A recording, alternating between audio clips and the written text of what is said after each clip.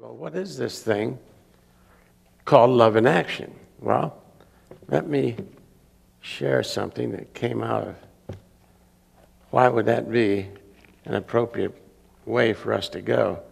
I was nosing around in John here in the New Testament, and I came across the 15th chapter, came across the 11th verse. These things I have spoken unto you, that my joy might remain in you, and that your joy might be full. This is my commandment, that you love one another as I have loved you. This is my commandment. Listen up. This is my commandment. I've been here with you for 3 years, preaching this gospel to you, and its purpose is to empower you to deliver this thing I call love. It's a whole brand new kind of love, though. And he goes on to say, and this is kind of the cryptic part of it, greater love hath no man, and of course no woman, greater love hath no man or woman than this, that they lay down their lives for their friends. Now that's where it kind of gets a little, lay down their lives. I don't know about you, but when I heard that the first time, I jumped right into the frame of laying down my life as flopping on a hand grenade or running out in front of a bus to push somebody out of the way, and that's noble. And more people have done that than we can possibly know about.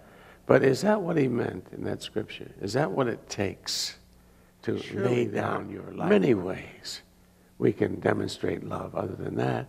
And bingo, the next day this popped into my mail chute. And it's kind of a reissuing of something that was there a long time ago. But let me read it as an example of love in action. It doesn't require any great kind of cosmic thing that everybody in the world knows about. It's not about Nobel Prize stuff necessarily. It's about folks like you and me, just reaching out and using the energies we have and the capacities we have as human beings to touch other people in ways that heal them, that make them whole. Listen to this story. When I was a young boy, my father had one of the first telephones in our neighborhood. I remember the polished old case fastened to the wall, the shiny receiver hung on the side of the box. I was too little to reach the telephone, but used to listen with fascination when my mother talked to it. How many of you can remember those? Yeah, some of you here. When we lived in Boone, 1938, when Mom moved us back from Nebraska to her father's hog and tobacco farm up there in Sugar Grove, Mom got a job as the community's telephone operator. And the switchboard was right in the center of the living room in our house.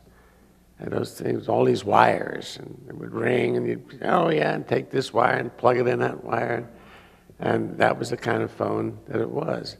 And we used to constantly be plugging things, and don't ask. Which may have something to do with the reason she didn't work that job very long. Then the story goes on. Then I discovered that somewhere inside the wonderful device lived an amazing person. Her name was Information Please. And there was nothing she did not know. Information Please could supply anyone's number and the correct time. My personal experience with the genie in a bottle came one day while my mother was visiting a neighbor. Amusing myself at the tool bench in the basement, I whacked my finger with a hammer. The pain was terrible, but there seemed no point in crying because there was no one home to give sympathy. I walked around the house sucking my throbbing finger, finally arriving at the stairway. The telephone. Quickly, I ran for the footstool in the parlor and dragged it to the landing. Climbing up, I unhooked the receiver in the parlor and held it to my ear. Information, please, I said into the mouthpiece just above my head. A click or two, and a small, clear voice spoke into my ear. Information. I hurt my finger, I wailed into the phone. The tears came readily enough now that I had an audience. Isn't your mother home? Came the question. Nobody's home but me, I blubbered.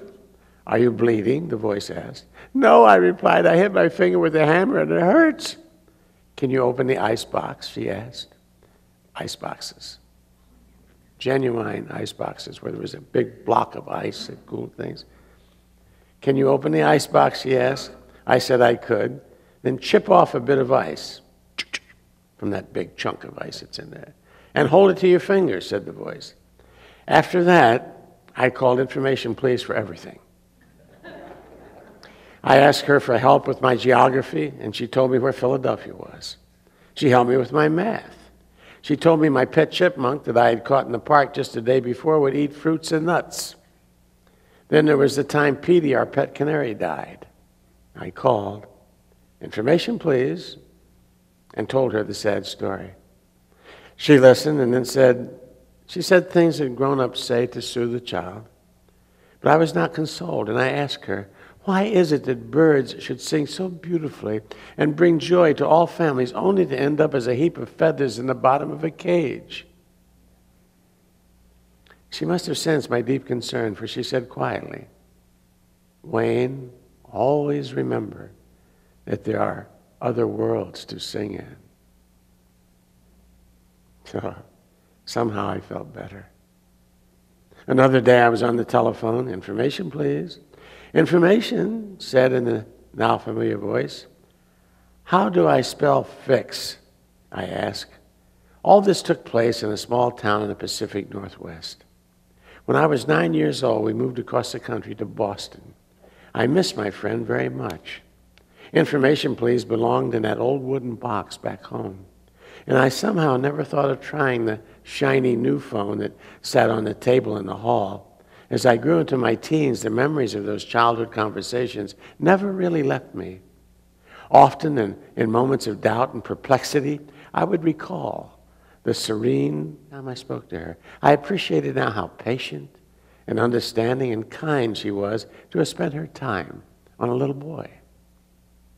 A few hours later, on my way west to college, a few years later, on my way west to college, my plane put down in Seattle.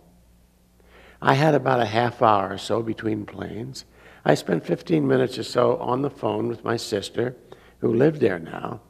Then, without thinking what I was doing, I dialed my hometown operator and said, Information, please. Miraculously, I heard a small, clear voice. Information. I hadn't planned this, but I heard myself saying, could you please tell me how to spell fix? There was a long pause. Then came the soft-spoken answer. I guess your finger must have healed by now. I laughed. So it's really you, I said. I wonder if you have any idea how much you meant to me during that time in my life. I wonder, she said, if you know how much your call meant to me. I never had any children, and I used to look forward to your calls. I told her how often I had thought of her over the years, and I asked if I could call her again when I came back to visit my sister. Please do, she said. Just ask for Sally. 3 months later, I was back in Seattle. A different voice answered. Information. I asked for Sally. Are you a friend, she said. Yes, a very old friend, I answered. I'm sorry to have to tell you because she was sick. She died just a few weeks ago. Before I could hang up, she said, wait a minute. Did you say your name was Wayne? Yes, I answered. Well, Sally left a message for you. She wrote it down in case you called. Let me read it to you.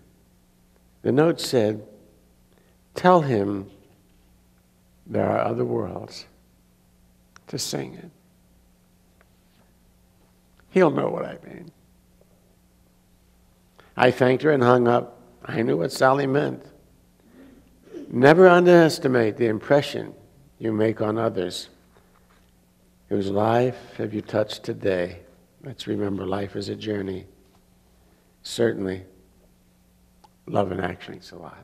God bless.